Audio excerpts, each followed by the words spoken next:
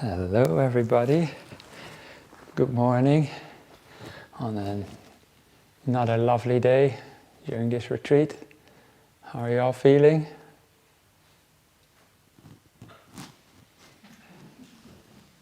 Yeah, it can be very intensive being on a retreat like this. There's a lot of free time, and in your normal non-retreat life you have lots of things to do. And now you're suddenly here, and there's lots of open space, not only around us in the forest, but also open space in time. And to not have many distractions can be quite difficult at times. Actually, when you are in this retreat, you have probably more free time than the monks usually have when we have our normal routine, because we also have work and stuff like that. So you're actually like beyond the monks in a way. Now, where we also have private retreats, then we don't have any duties at all. But just realize that, and be kind to yourself. That if your mind starts sort of playing with you, and maybe you get bored or you get a bit annoyed, and maybe you already start thinking about, what am I going to do after this retreat? Or maybe you're counting the days already. What day is it today? Is it, I don't know. It's Sunday, Monday? I honestly don't know. One of those two, anyway.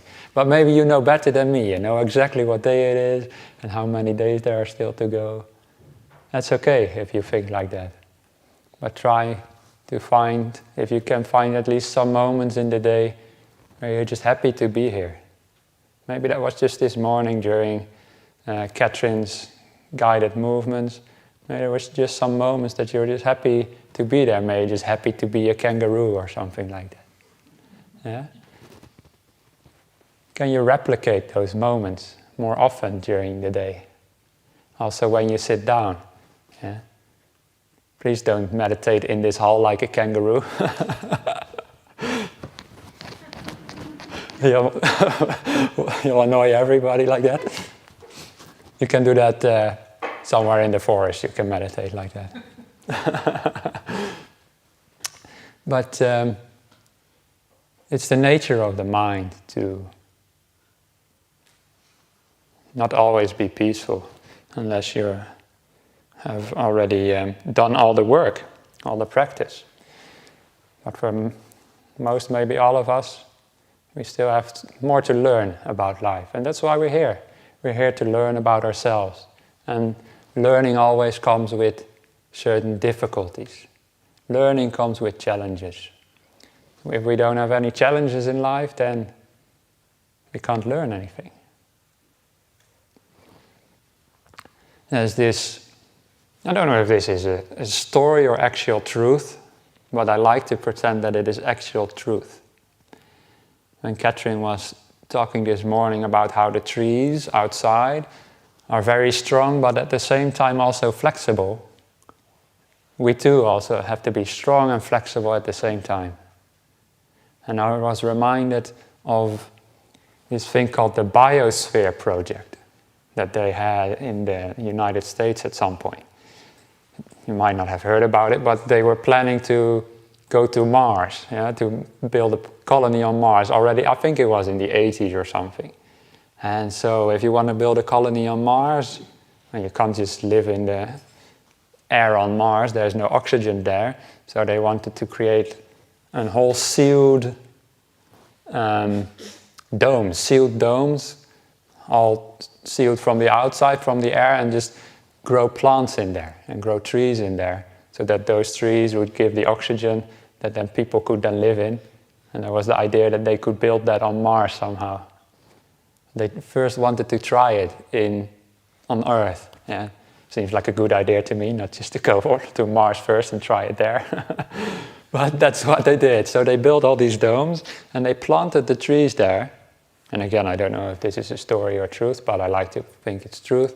They planted the trees, and the trees grew very fast at first. But at some point they got really high and they all fell over. And the scientists were like, why is this happening? Why are the trees falling over? And then they concluded, looking at the tree's wood, that the trees did not have any what is called stress wood. When trees are out in open nature, then they always get blown by the wind. And by being blown by the wind, the trees get stronger.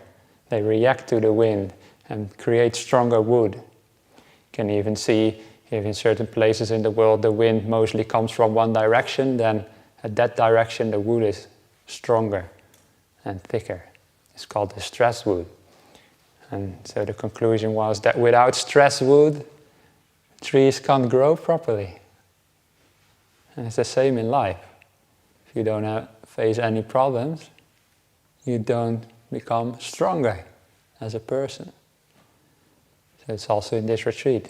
If everything is smooth sailing, all easy, maybe you don't learn as much at the end. I hope it's actually smooth sailing for you, but expect some problems from time to time.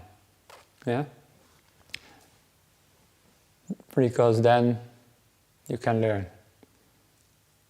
I also hope you will find some peace here and there. And that's my job, to sort of give you guidance on ways to find peace.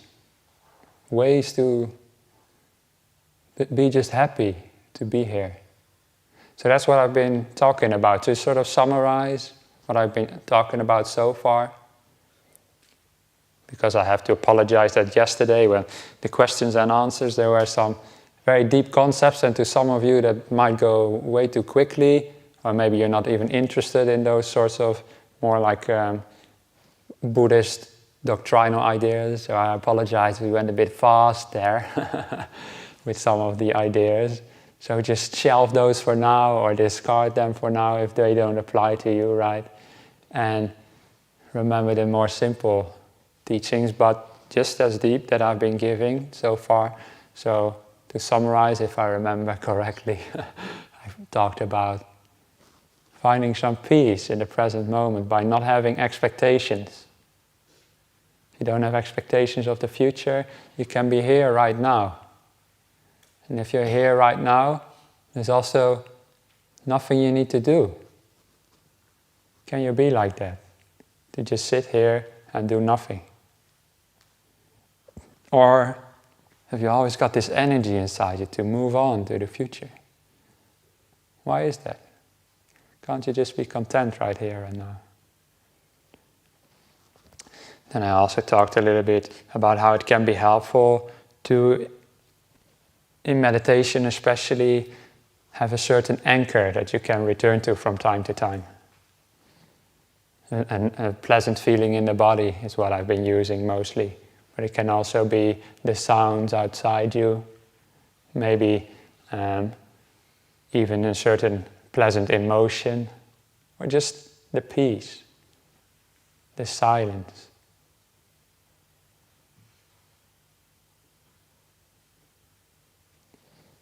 Silence that's here for us. Of course, there's some noise sometimes going on as well. But beyond the noise, there's silence. It's like the waves on top of the ocean are always moving. But beyond the waves, below, the water is still. So too, even if you hear birds, hear even my voice, hear people talking maybe in the kitchen, because they sometimes have to, and I have to sometimes talk to people as well for planning the retreat. And don't get annoyed by that. Just know that there's always silence beneath that as well. So present moment, no expectations, finding silence or some other anchor. Those are the main ideas I've talked about so far. Today I want to introduce, both this morning and also in the guided meditation, I want to introduce another idea, which is that of kindness. We've already been chanting the so-called Metta Sutta, the Sutta on Loving Kindness. Let me actually read out a few phrases to remind you, in case you're new to it.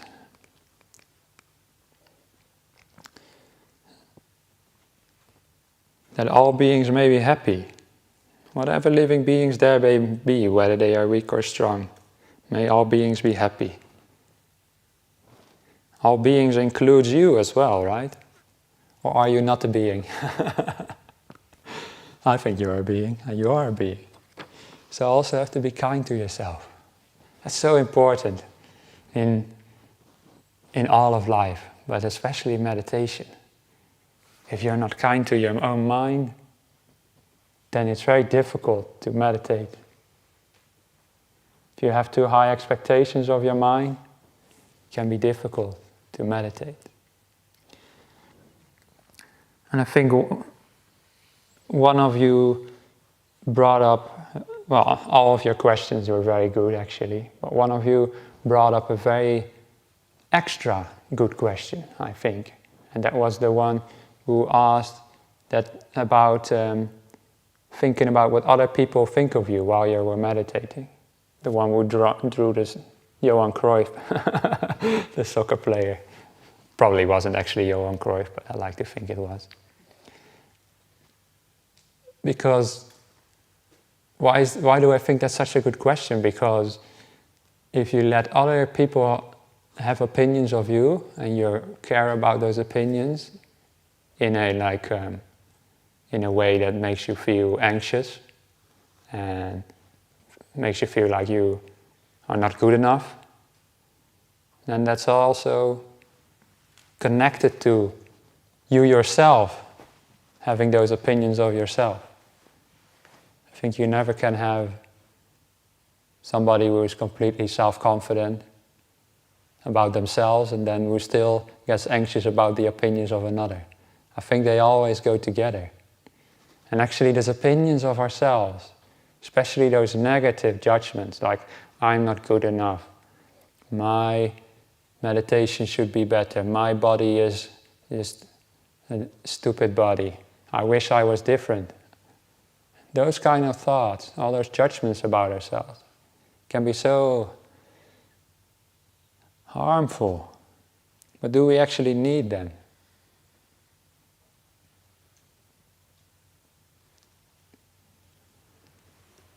I do think it's very natural to have those thoughts.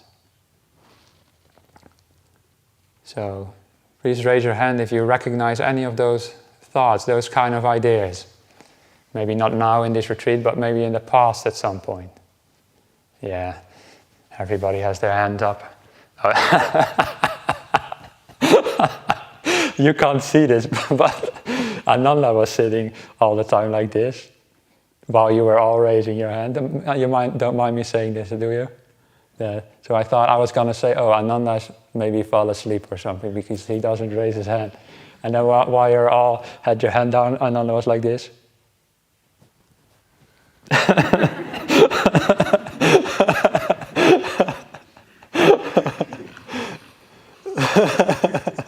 Yeah. And now he's snoring.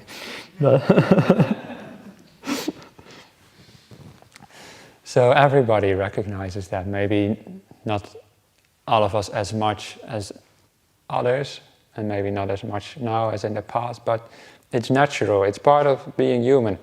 And I think, especially when in meditation, you can come closer like that, because you get closer to your own mind. And you see more like certain so-called flaws. I don't like to call them flaws, they're all part of nature. But when you sort of crawl inside your own mind, you see parts of you that you haven't seen before. And maybe those parts you might not like. And it's very natural to then become a bit fault-finding. But I invite you all to zoom out when that happens. Think of a broader perspective. Don't focus on the small details, but think of your whole life as a person. You are all very great people. Okay, little story, make things a bit more spicy. Well, it's not such a spicy story, but you have to weave in these stories, otherwise people do indeed fall asleep, like Ananda was already. No, you weren't. I don't know. Ananda, I mean, we go far back, we know each other very well, so I won't mention most of you by name, but I know Ananda does mine. So, the story about fault finding and your own minds. To those of you who've been walking a little bit through the forest here, maybe if you walked quite a bit, at some point you ran into some signs saying monks area, don't enter. Who's seen those? Yeah? Okay. You all must have been very bored to walk that far already.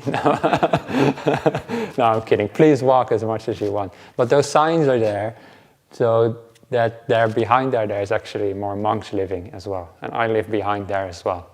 So the main monastery is, where are we now actually? The main monastery is over there. Yeah, you've probably seen the wall, most of you have been there. But behind there's also monks living. And that's why we have those signs. Now, at some point we also had a sign very close to the road. One of those red signs, yeah, those metal signs. Monks area, don't enter. And some monk put it up there. When you walk from the monastery to Jhana Grove, you go through a little gate there, and just behind that gate we had that sign. And it didn't last for very long, because it got stolen. I don't think it was stolen by another monk's monastery who needed the sign.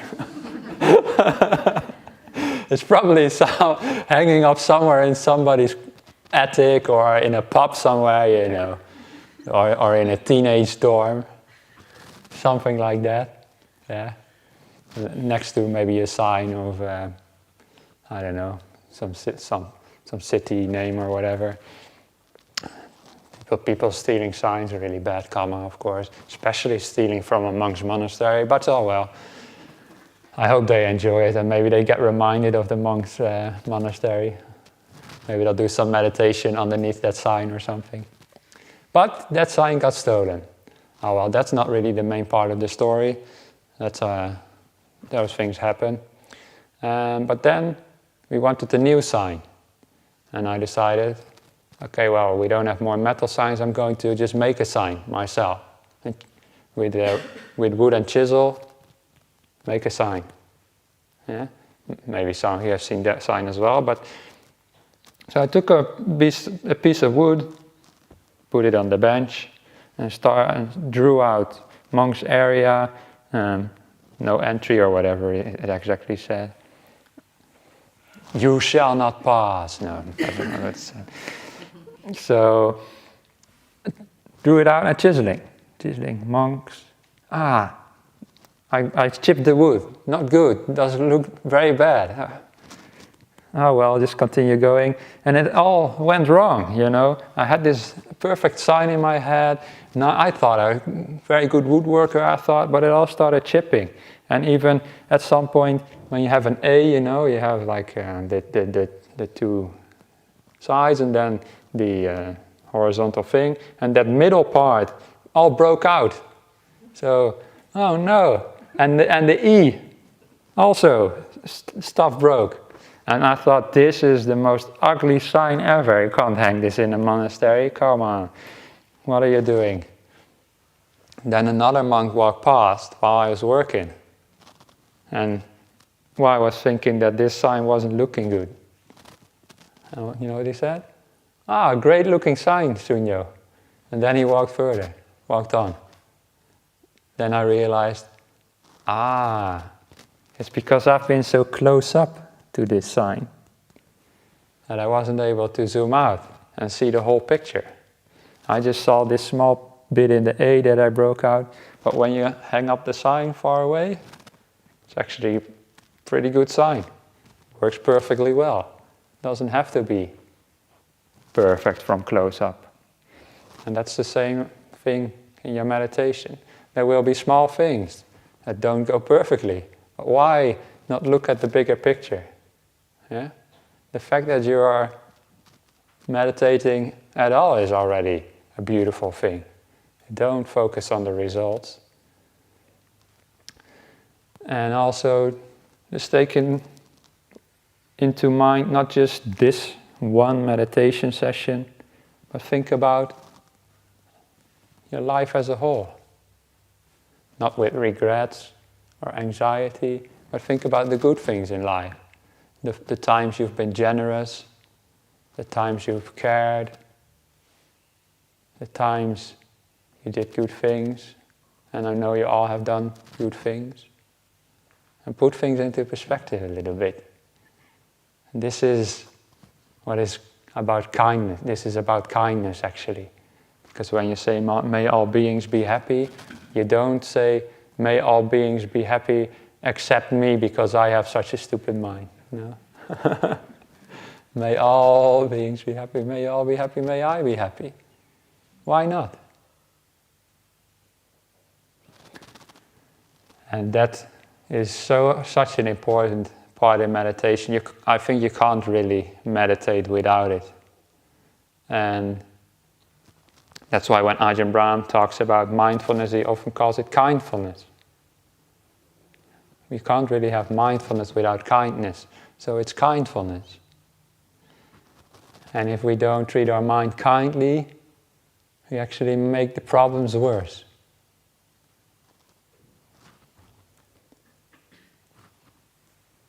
Can you hand me one of the bears? It doesn't matter which one.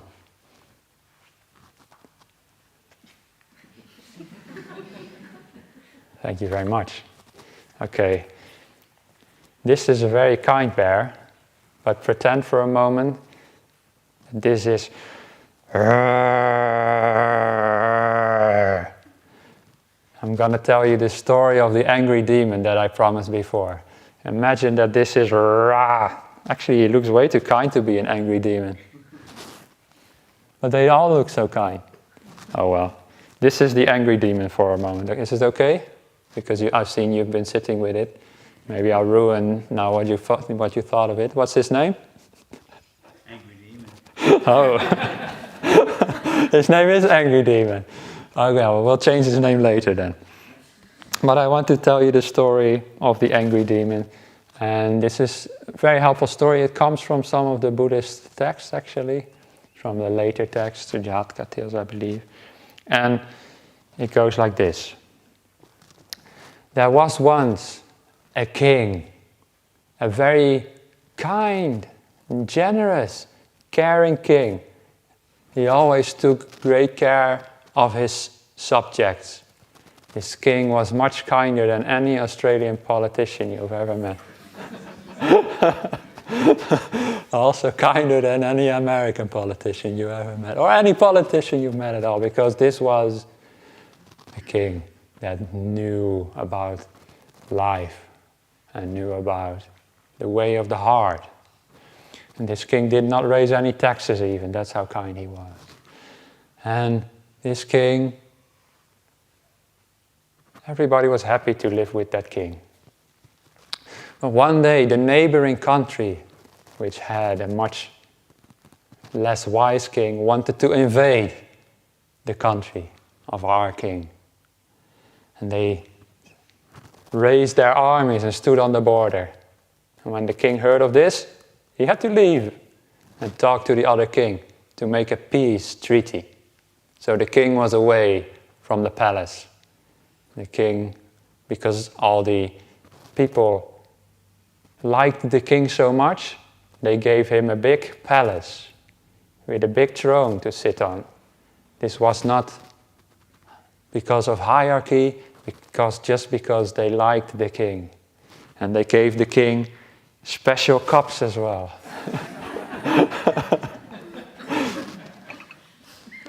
Actually, I do take feedback, you know. You might have noticed that in the evening we have had the lights a bit lower than at the beginning of the retreat, because some people gave us feedback. It was too bright, but we still have to have some lights on because of the recordings. Also, I will try to at the end of the meditation, sort of ring the bell like this. I wanted to, because people said they get startled by this if I do that suddenly. So I wanted to do this, but it requires quite some skill actually. I think I'll mess it up actually. Inside? Ah, silence.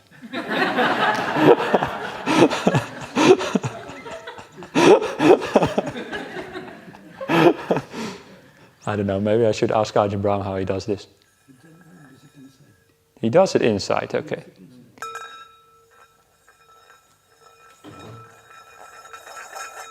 I think I will just keep with the banging. I don't think this works very well. Maybe I'll just cough before the banging or something. Huh? I have to hold it. Hold it.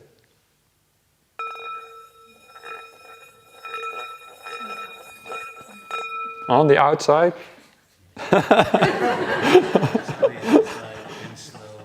Inside and slowly, outside and quickly.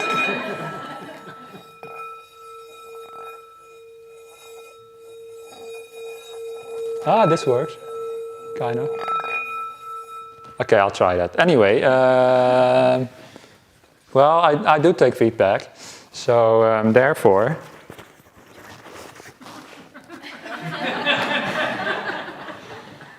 So, I do not need this one anymore. You can use it. Anybody can use it. Well, no, I'm just joking around a little bit, but I don't mind. But the king, he also didn't mind what kind of cup he had, or what kind of throne he sat on. But still, the people liked him so much that they gave him a beautiful throne inside of his palace, with nice cushions and nice backrest and so forth for the king to sit on. And only the king was allowed to sit on this throne.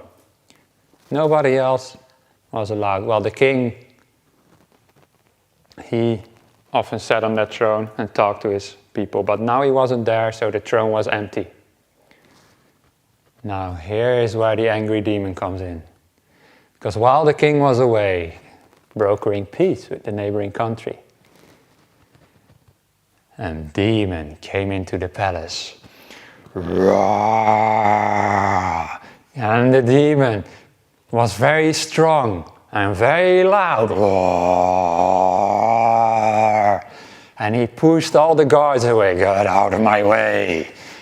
And the guards tried to get him out, because a demon doesn't belong in a palace. Demons should be, I don't know where demons belong, but not in a palace anyway. So they got their spears out and tried to punch the demon. Go out, demon, you don't belong in this palace. But the demon, he was too strong, and he came and he went right in.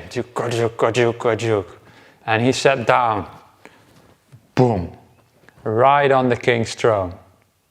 And then all the people in the palace were, "Oh, you stupid demon, go away, get out of this throne." And they punched their spears into the demon. And they said all vile words to the demon. "You ugly beast, you don't belong here." And what happened? This demon, with each and every vile word and each angry action, the demon grew bigger.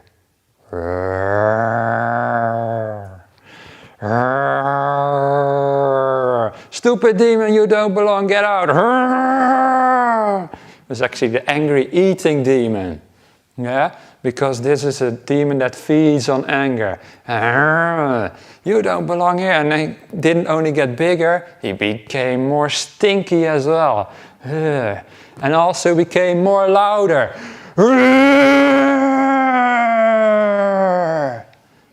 With each and every word, until the demon was so big, he filled up the entire throne, and all his way, his head was against the ceiling. And the people didn't know what to do. oh no, imagine the king comes back. This stupid demon is still inside of the castle and we can't get him out. And he's making all the noise. Then the king came back. The king, I said before, was a wise king, a kind king. And the king, although other people were very upset that somebody else sat on the king's throne, the king himself, what did he do? He walked up to the demon and he saw immediately what was going on. And he said, oh, welcome, demon. Welcome to my palace. Please use my throne if you want to. Is there anything I can do for you, dear demon? Please, demon, use my special cup. Here's some tea. And with each and every action, every kind action, the demon grew smaller, grew more silent, smaller and smaller. Oh, demon, maybe you need a little foot massage or a back rub. An angry eating demon grew smaller and smaller, smaller and smaller. And soon he was the original size when he walked into the palace. But the king kept going. Oh, dear demon, maybe I can just sing you a lullaby. When demons dream, dream, dream. And smaller and smaller and smaller and smaller. Until the demon was only this big. And the king kept going. Demons dream of identity. I don't know lullabies. And smaller, and at some point, poof, the demon disappeared. And there was no more demon in the palace. And this is a simile for the demons in your mind. The ill will in your mind, the restlessness, the sleepiness, the boredom, the not wanting to be here, the desires. How do we treat them? Go away, restlessness. Go away, boredom. Go away, ill will. If we do that, it will only become bigger. These kinds of emotions are angry eating emotions. But if you are kind to them, this is the counterintuitive part. If you're just kind, oh, welcome in the palace of my mind, restlessness. Welcome in the palace of my mind, sleepiness. I allow you to be here. Because I have no expectations, I have nowhere to go, nothing to do. I can be here with you. And if you're kind to your mind, then those emotions cannot get a hold.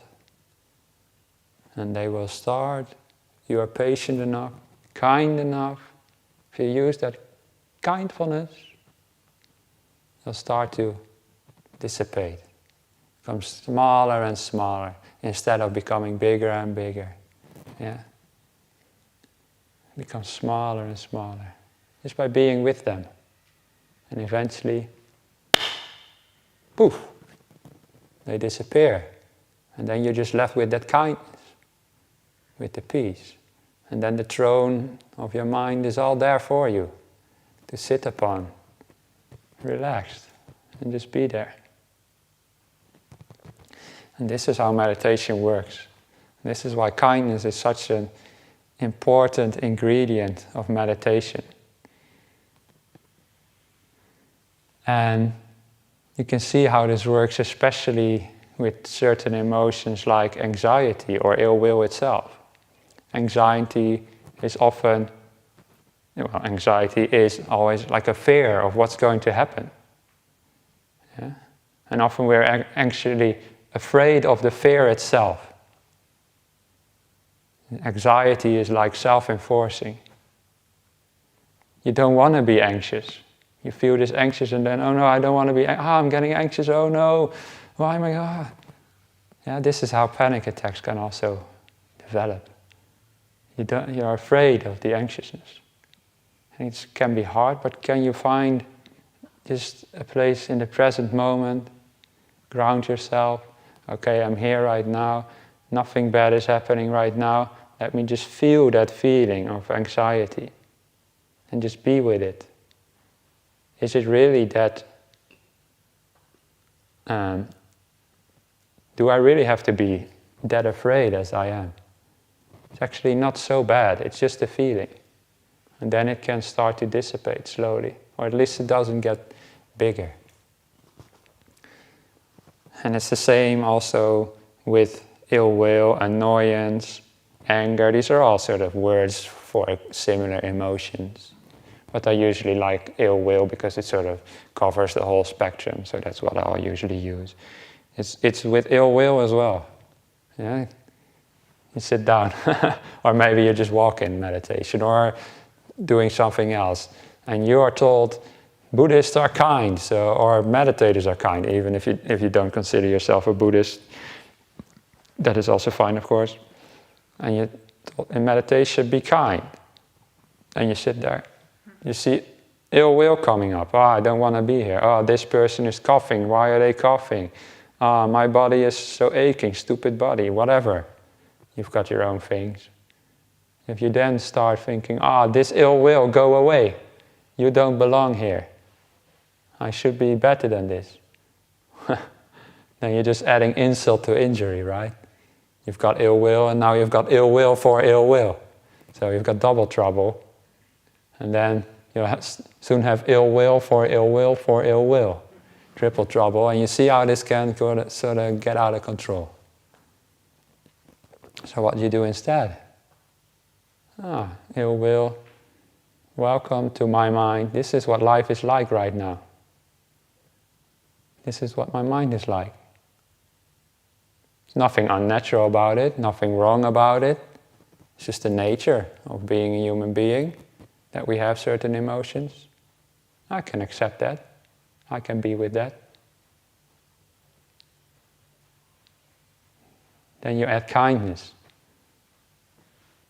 And then that ill will start to disappear. It's not about fighting in the meditation. Meditation is not a fight. It's more like letting go, giving in a way, just being. And in a moment I want to do a little guided meditation on that. And when I'm saying this, I'm reminded of a monk who is, I think he's just maybe 1 year senior to Ajahn Brahm. His name is Ajahn Munindo, and I visited him when I was a layperson. And he was just sort of talking about his life. It was very loose talk, or maybe it was just a chat actually. And at some point he said, sometimes when I'm angry, I just allow myself to be as angry as I want. And I was still a new Buddhist at that time, or getting into Buddhism. And I thought, shouldn't monks be kind? Why does this monk allow himself to be as angry as he wants? That's not good. But over the years I've learned what he meant by that. By allowing yourself to be angry, actually that's a way of being kind towards yourself. Because if you judge yourself for your anger, I'm not good enough because I'm angry. I'm not good enough because I have ill will, annoyance. And that is just more ill will. It's more annoyance. And it just aggravates the problem.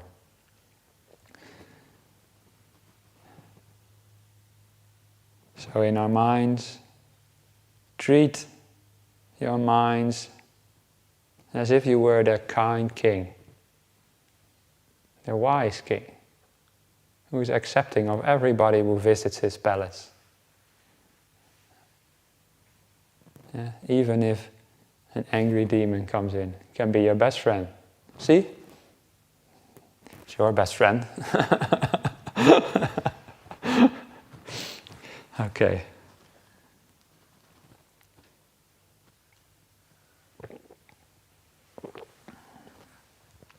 maybe if anybody feels like just have to stand up a bit and stretch a bit, or maybe quickly go to the toilet. I'll only do like a 15-minute meditation later, so I'll give you 5 minutes to just do whatever you feel is necessary.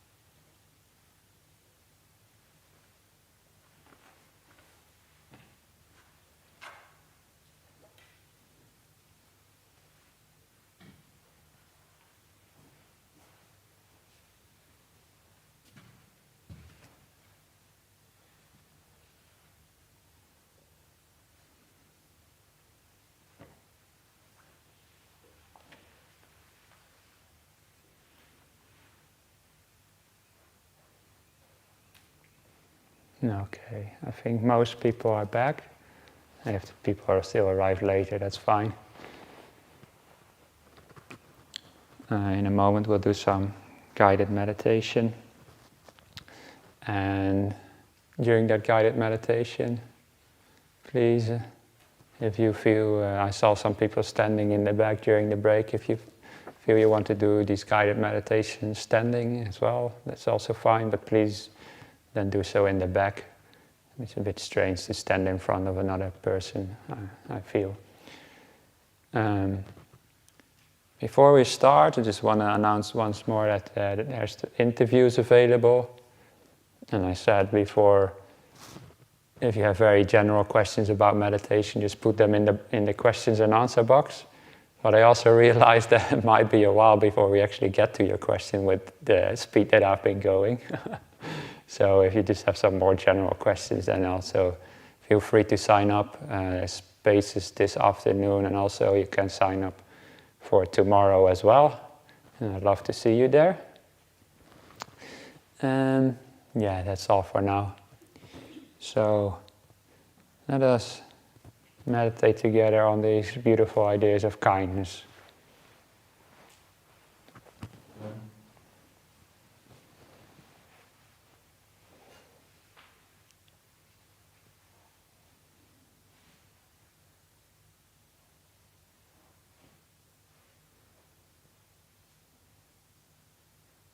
Let's start with just having some kindness to the body by finding a good posture, as always.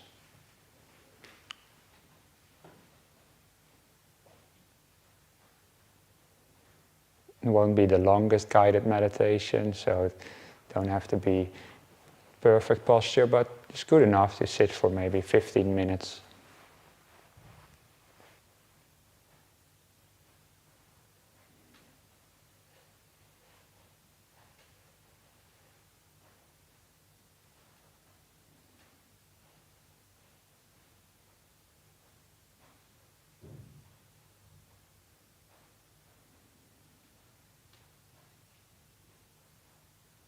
And to anchor ourselves in the present, please place the attention on the breath for just a few moments.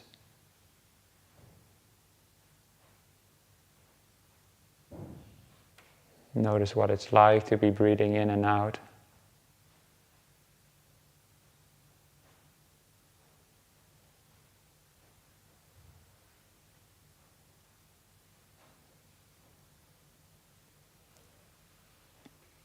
Being kind to yourself.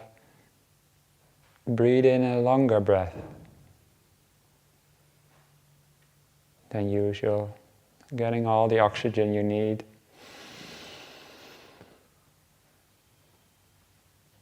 And breathing out when you feel it's the right time. Once more, deep breath in.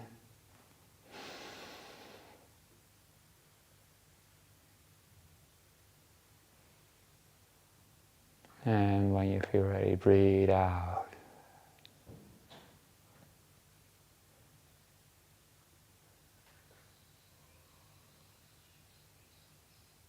Just let your breath return to its natural rhythm, recognizing that you're right here, right now, not going anywhere, nothing to do, except being kind. Welcoming to this moment.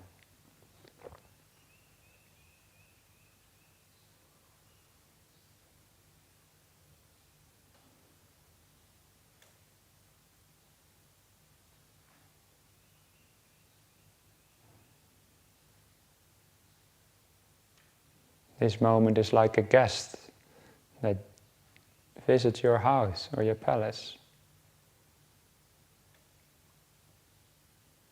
Just allow it in.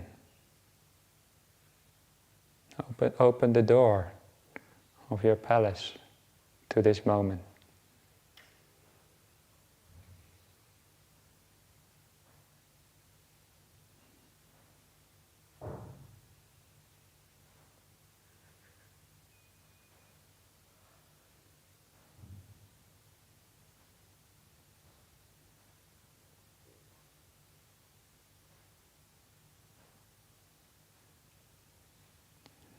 I'll now do a traditional way of developing loving kindness by spreading kindness to other beings. So first imagine some person that you're close to, a loved one, that you have really positive feelings towards. Can also be an imagined person, like the Buddha, or a teacher.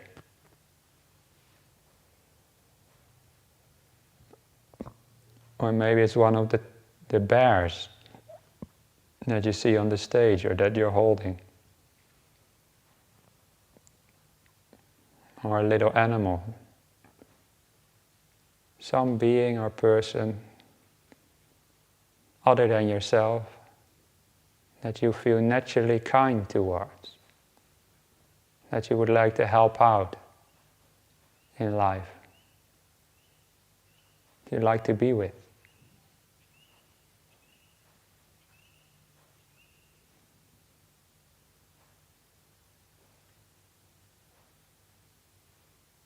Spread kind feelings towards that person or being,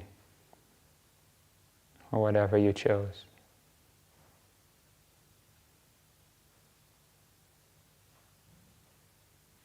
Imagine taking care of that being.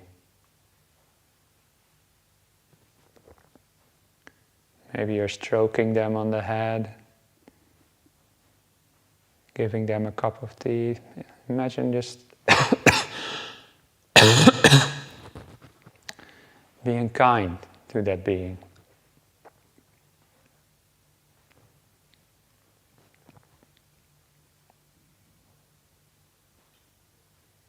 Open your heart to that being,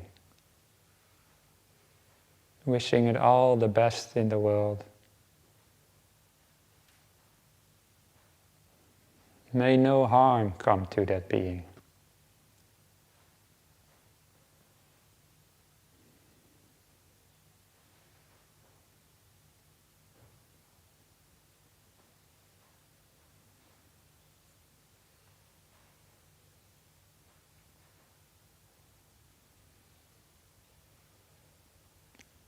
Somewhere inside, can you feel that feeling of kindness? Maybe just an inkling of love. If not yet, that's okay. Just keep doing the instructions, keep following the instructions. You might feel it later in your life. Just wish kind thoughts towards that being. May you be happy. May you be healthy. I wish that you are happy and healthy.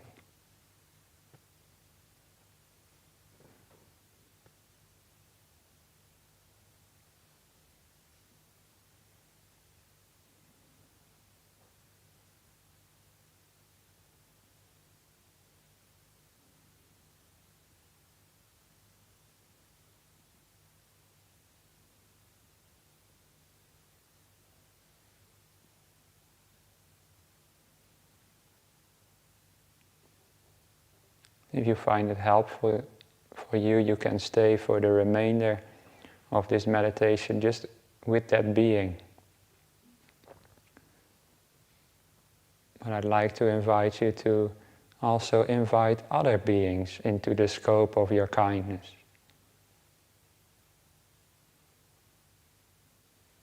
Imagine you are with that being right here, right now. Whether it's a loved one or maybe a pet. Imagine they're here right now with you in this hall. You have kindness to them, but also include some of the people in this hall.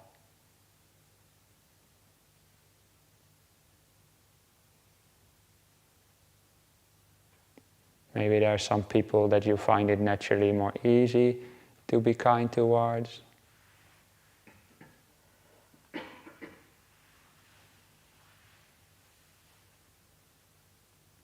Because you know them maybe, or because they're managing the retreat or something, or working in the kitchen. Start with those people and include them in your kindness.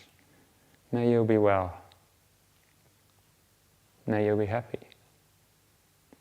And I accept you, however you are.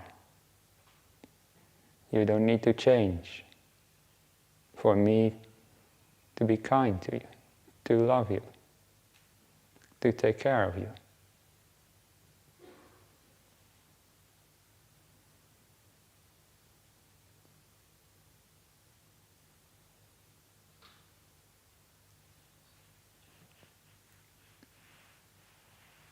And spread that feeling of kindness to the people sitting close to you in this hall.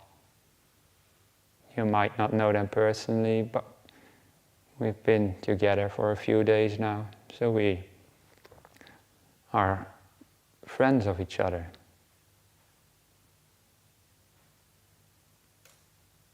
It's a very intensive experience to share silence together. Something only friends can do. So these people, we care for them.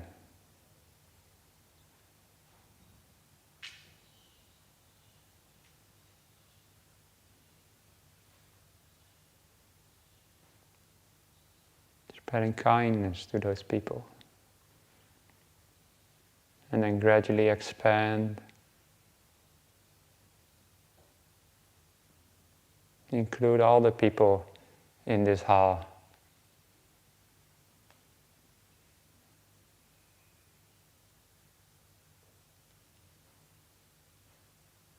They don't need to change. They're good enough as they are. We just wish them the best. We're kind to them.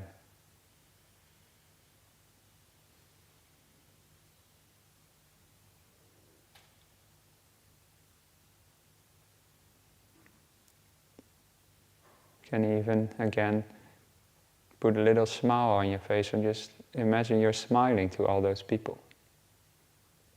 The kind smile.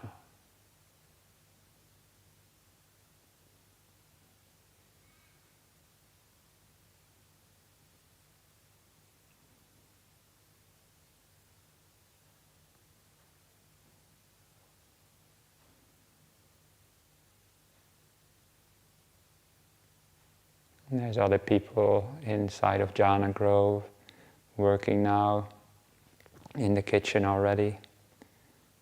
Maybe some of the donors have already arrived as well, that come from town, and we include them as well.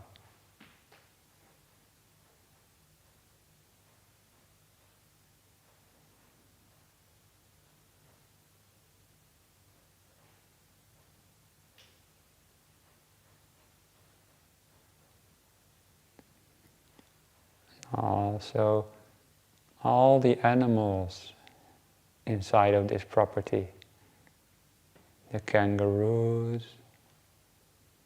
the pigs, I don't know if you've seen them, the birds, the insects, the echidnas, the mice, even the snakes and other reptiles.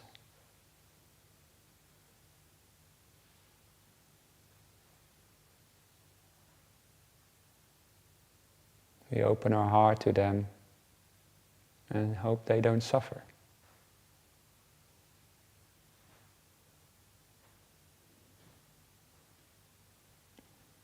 Spreading out across the road, where there's Bodhinyana Monastery.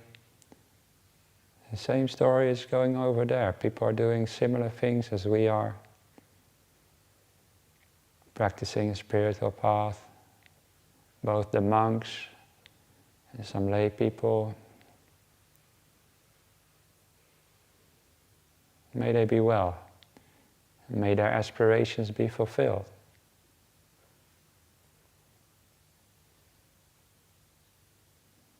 and all the beings in the forest, in both in Jhana and here, all the animals, human beings, and the surrounding forest as well. There's some farms down the road with cows as well. Slowly spread out this feeling of kindness, if you can find it, to include more and more of the world.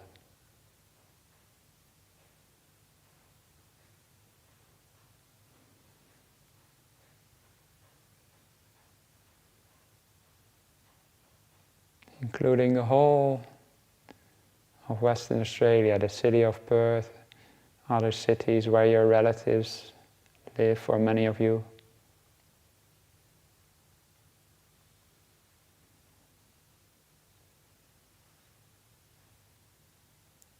Outwards and unbounded, freed from hatred and ill will. May all beings be happy.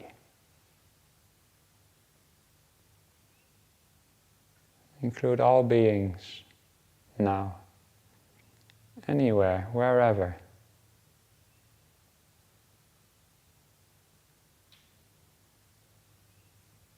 All other beings are all trying to get away from suffering in whatever ways, finding some happiness in whatever ways. We're all the same.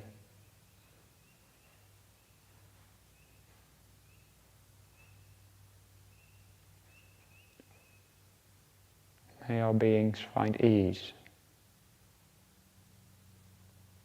whether standing or walking, seated or lying down, we can have this reflection.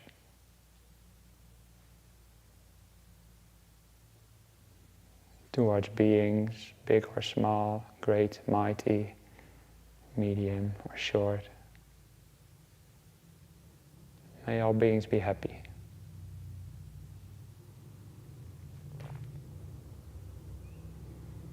If you're relatively new to this practice, you may not recognize or find that feeling of kindness yet that I've talked about, which is okay. Might also be that during this spreading out you sort of had it before, but you lost it along the way. And that's also okay. See if you can, if you felt something before, rekindle it to be as strong as you can. Maybe that was when you were with your loved one.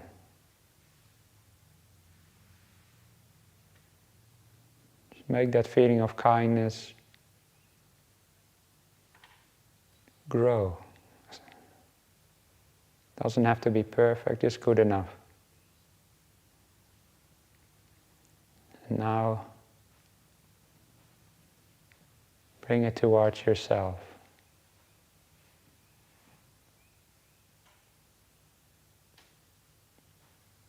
First, find some areas of yourself that you find more easy to be kind towards.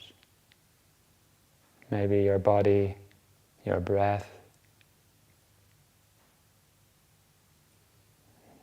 maybe your generosity, or any aspect of yourself. Maybe just a part of your body. May that also be happy.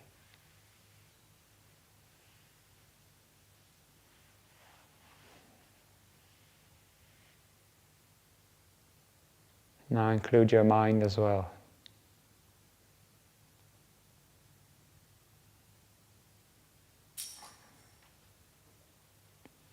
This mind of yours is also trying to get away from suffering and finding some happiness in whatever ways.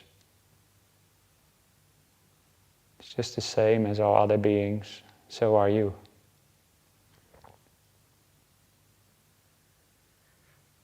So you deserve this kindness of yourself as well.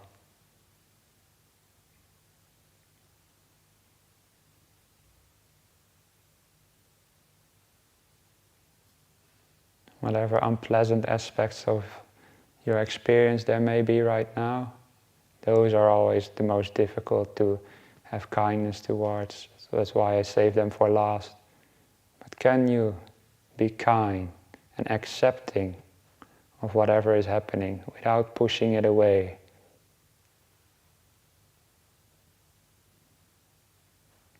Being like the king. There's a demon on his throne. Or you're like a queen with a demon on her throne. Or on their throne.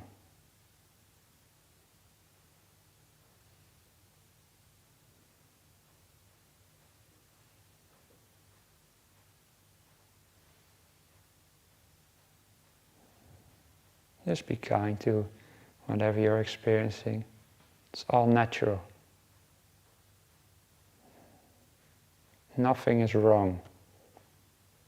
Whatever arises in meditation or in life, it's never to be judged negatively or with ill will.